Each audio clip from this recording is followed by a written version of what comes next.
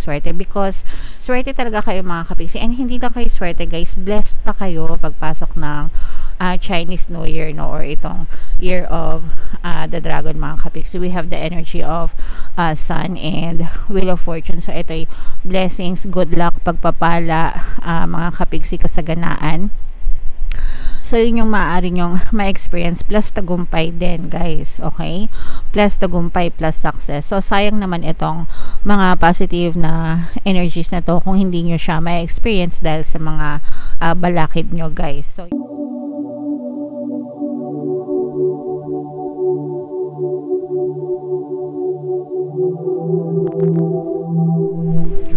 hello guys, hello Capricorn, happy Chinese New Year mga kapiksi. Ang pamagat ng episode natin for tonight is Chinese New Year kapalaran mga kapiksi para sa Capricorn, Sun, Moon, Rising, Sign, and Venus. Ang Chinese New Year or Lunar New Year sa iba mga kapiksi ay sa February 10 mga kapiksi. Okay? So, titingnan natin yung strongest energies nyo sa pagpasok ng Chinese New Year, guys. Combination ng positive and negative energy. General reading lang mga kapiksi. Pwede mag-resonate, pwedeng hindi. Comment down below, guys, if feeling nyo naka-resonate kayo sa mga messages.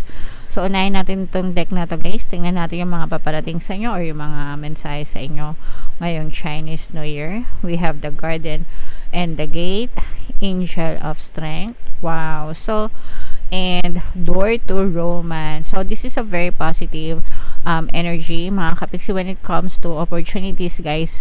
Pagpasok ng Chinese New Year, yung iba sa nyo, guys, no, parang ready na kayong lumabas ng inyong comfort zone. So, ibig sabihin nito, parang ready kayo na mag-try ng mga bagong bagay, something new, mga new opportunities, parang handa kayo na makipagsapalaran. Parang ito yung moment na nagkakaroon kayo ng lakas ng loob, tumataas yung confidence level nyo mga kapiksi to try new things. And go lang mga kapiksi, no, because we have like 365 days sa loob ng isang taon. So, anytime mga kapiksi, no, wag yung sayangan yung araw nyo, diba? To try different things, to try new things sa buhay nyo na pwede nyo gawin para makakontribute sa inyong success, mga kapiksi. So, go lang ng go. For some of you with the Angel of Strength, medyo ibig sabihin nito, guys, pwedeng ma-exhaust kayo, no, sa paghahanap ng mga bagong opportunities or pagsubok ng mga bagong bagay. Yung iba sa inyo parang nalulunod kayo sa mga download ng mga bagong information na and bagong experiences na inyong mararanasan. So, magpahinga lang kayo, guys, pag napapagod kayo, pero wag kayong magpatalo, no? Sometimes kasi pag lumalabas kayo ng comfort zone, very challenging yan, kaya nakaka-exhaust ng energy, nakaka-drain ng energy for some. So, wag kayong magpadala sa mga ganon, temporary lang yun, malalampasan nyo din yan. Ang importante is magtiwala kayo sa sarili nyo and magpahinga kayo, guys, pag napapagod kayo. Alright? And of course, mga kapiksi, Door to Romance, saktong-sakto, New Year na, Valentine pa.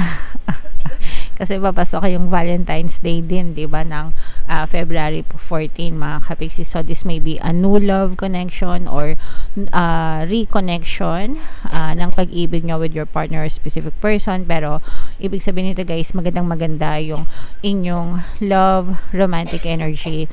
Kung kayo ay may mga partner na, kung kayo naman ay wala pang partner, maaring dumating, no? Si Cupido and tamaan kayo ngayong pagpasok ng Chinese New Year, mga kapiksi. Alright? So, i-mind nyo na yan, guys, sa comment section. Mine, romantic energy. Mine, paglabas ng comfort zone, ganyan-ganyan, sa comment section. Alright? So, tingnan natin, guys, yung energy nyo, no? Capricorn, pagpasok ng Chinese New Year. Shuffle ko to, guys. Habang sinashuffle ko to, panoorin nyo muna yung video natin regarding sa ating paano mag-manifest ng abundance video course. Kapiksi, sawa ka na ba sa mga struggles at hirap sa buhay mo? Masipag ka ba at masikap sa buhay ngunit hindi ka pa rin umaasenso? Ilang beses ka na bang nag-attempt magnegosyo at mag-invest pero palagi ka pa rin nalulugi? Sa pagkakataon na ito ay maaaring may subconscious beliefs ka na nagiging balakid sa iyong pag-unlad at pagyaman. Introducing, paano mag-manifest ng abundance video course. Dito ay matututunan mong ma-overcome ang mga balakid mo para tuluyan ka ng umunlad, umasenso, sumagana, maging matagumpay, successful at maswerte sa iyong kabuhayan, pera, trabaho, negosyo, salapi at kaperahan ng bonggang-bongga. Dali, mag-send na ng email sa pinoypixie@gmail.com at simulan na ang iyong pagyaman ngayon. Alright, so sabay-sabay tayo magpayaman ngayon 2024 mga kapiksi. Mag-avail na kayo ng course guys kasi sobrang ganda talaga niyan. And good news mga kapiksi dahil ngayong February, may bago tayong promo mga kapiksi. Magbibigay ako ng 200 pesos discount sa lahat na mag-avail ng course until February 28 guys. Kaya mag-avail na kayo mga kapiksi. And meron din tayong email coaching, manifest your desires using the law of attraction. If meron kayong mga specific na gusto nyong i-manifest guys, pwedeng love and relationship, pwedeng money or career, pwede kayo magpabook ng email coaching session with me guys. Mag-send lang kayo ng email sa pinoypixie@gmail.com. Wow, grabe. Sobrang ganda ito mga kapiksi, no? Pero ito yung combination ng positive and negative energy. Unang-una, meron kayong energy ng swerte, pero naharangan yung swerte nyo mga kapiksi, okay? Naharangan yung swerte nyo guys because you have a lot of doubts, you have a lot of parang mga, excuse me guys, sorry. Sorry guys, bigla ako notching. So anyway, as I was saying mga kapiksi, nasa inyo yung energy ng good luck, good fortune, swerte ngayong pagpasok ng Chinese New Year, pero you have a lot of doubts and fears mga kapiksi, no? And probably dahil din yan sa mga pagsubok na na-experience nyo in the past. So ibig sabihin na to, pwedeng nag-i-spiral pa kayo dun sa pagkakaroon ng negative energy dahil dun sa mga experiences nyo sa inyong past. Ibig sabihin mga challenges, mga problema, ganyan. And yung iba sa inyo, hindi pa kayo completely nakaka-move on, hindi nyo pa talaga nakakalimutan yung mga problema na pinagdaanan nyo, and yun yung humaharang sa swerte nyo mga kapiksi, okay?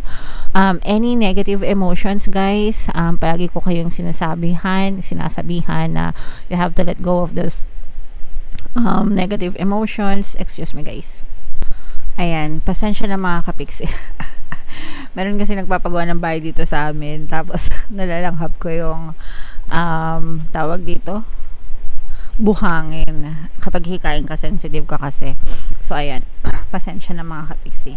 Anyway, as I was saying mga kapiksi, no, so yung mga negative circumstances nyo, yung mga negative emotions nyo, like yung galit, anger, hatred, resentment, grudges, yung mga duda guys, yung mga fears, yung mga takot nyo mga kapiksi, no, those negative emotions, nagiging block siya, no, nagiging block, ibig sabihin nagiging balakid sa pagpasok ng swerte nyo. So you have to learn to let go of those negative emotions and negative thoughts mga kapiksi para ma-invite itong pagpasok ng swerte, because swerte talaga kayo mga kapiksi, and hindi lang kayo swerte guys, blessed pa kayo pagpasok ng Chinese New Year, no, or itong year of the dragon mga kapiksi. We have the energy of sun and wheel of fortune. So ito'y blessings, good luck, pagpapala, mga kapiksi, kasaganaan. So, yun yung maaari nyong ma-experience, plus tagumpay din, guys. Okay? Plus tagumpay, plus success. So, sayang naman itong mga positive na energies na to kung hindi nyo siya ma-experience dahil sa mga balakid nyo, guys. So, you have to overcome those blocks, mga kapiksi. You have to revise your story. You have to revise yung focus ng attention nyo, mga kapiksi.